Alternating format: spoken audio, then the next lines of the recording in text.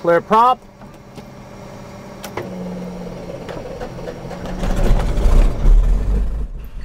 Welcome aboard. This is a Cirrus SR20 and we're at Fort Lauderdale Executive Airport, November 2009. We'll be taking a trip out to the west and over the Everglades, do a few maneuvers. And then we'll bring it back and land the plane here. It's a nice morning. This is a new run-up area. You can see the wall there for jet blasts. We don't need it, but we will use the space. And we'll do the engine run-up here and make sure all systems are go before we are on our way. Okay, short taxi over here to runway 8. We'll speak to the tower, and we're holding short until we get our clearance.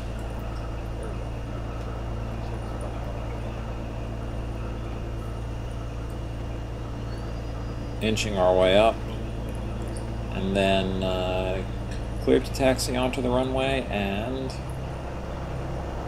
off for departure. The Cirrus steers with differential braking. The nose gear does not steer the plane, unlike most others. It takes a little bit of getting used to, not bad at all.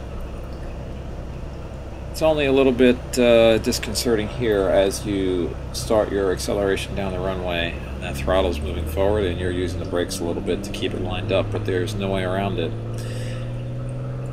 By this point, no braking. We're going fast enough for the rudder to do its job in keeping our nose aligned here. Accelerating through about 65 knots, rotating 70, and here you can see climbing out. We're about 50 foot off the ground. Some crosswind here from the southeast. You can see the crabbing with the nose just right of center line. Plane flying pretty well over the center of the runway. We'll be climbing out here and turning left, which is north, and further left, which is west.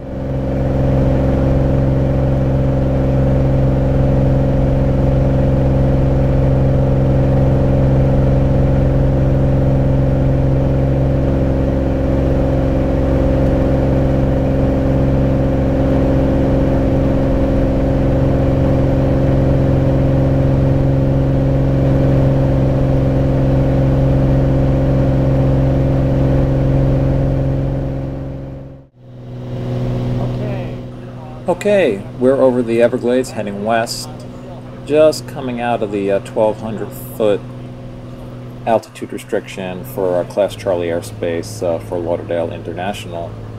Here's a steep turn to the right and around 360 degrees, and we'll start banking in the other direction. Fairly easy maneuver in the Cirrus. Picked a spot out there on the cowling, kept the horizon at that point. Could have done better, of course, but it's been a while. Of course, in the Cirrus, you could cheat if you want to with the autopilot doing this, but this actually was by hand. For good or bad, it was flown by hand. Next, we'll be coming up on some stalls. This will be in landing configuration. I recognize now, probably a little easier to do with the throttle having been brought back completely to zero, but it gets the job done, and you really get to hear the stall horn pretty prominently, which I think adds to the stall experience, at least for those who have been on board and have seen it happening. Alright, enjoy.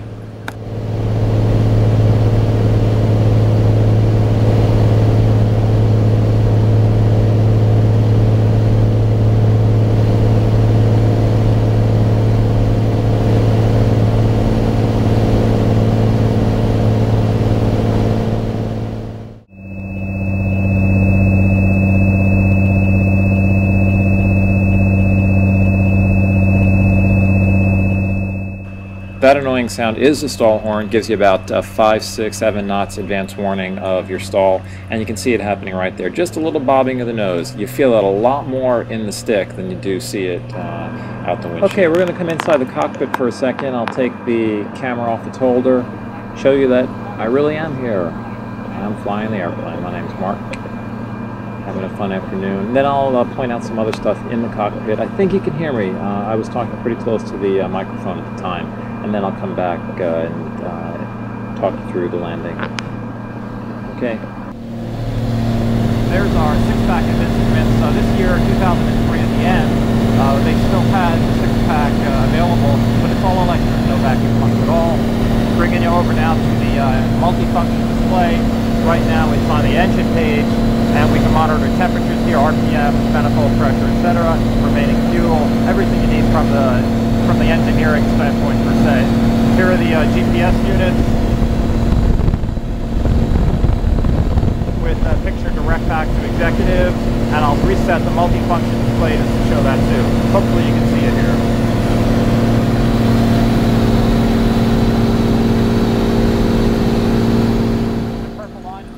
Okay, turning back in now towards Fort Lauderdale Executive. We'll speak to the tower, and we have permission to come straight in runway 8.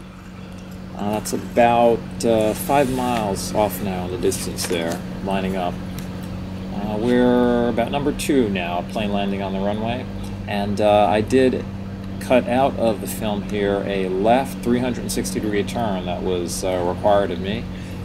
Jet traffic behind, they let the citation in before me. I guess that's a good idea. And then after that, turn back onto final here with permission to land.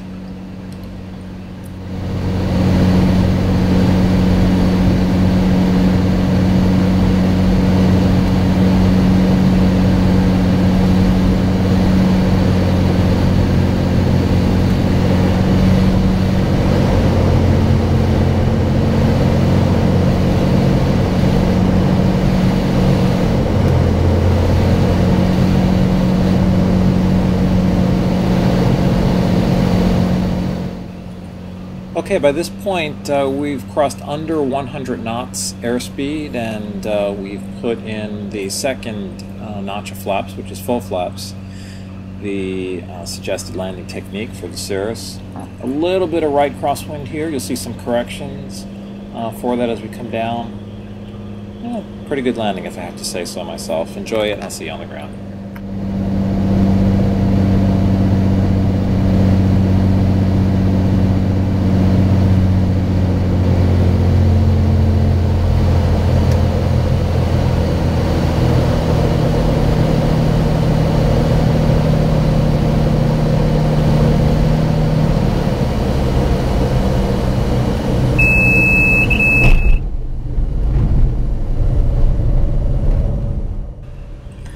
Yes, that was the stall horn once again at landing. When they say you're supposed to do it like that, I can't say it turns out quite like that every time.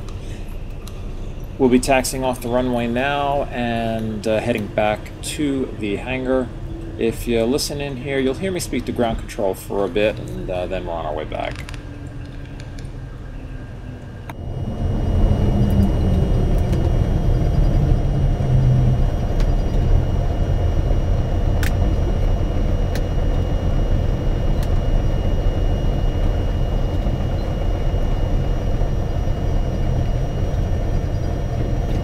And executive ground 126 hotel clear, runway 8 takeoff.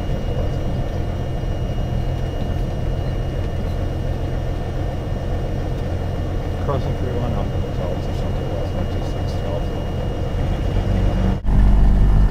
Alright, here we go. We're off the taxiways, and here coming around.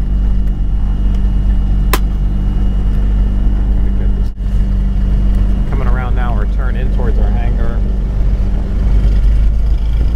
our only version of air conditioning. Alright, well, it got a little bit windy there, but I was saying that our only version of air conditioning in this plane was opening up the door while taxiing. Okay, shutdown procedure here. Avionics off first, always protecting the avionics, and then the mixture full cutoff. The rest of the switch is off. Thanks for joining me. The SR20, it's a fun plane to fly. See you on the next flight. Bye-bye.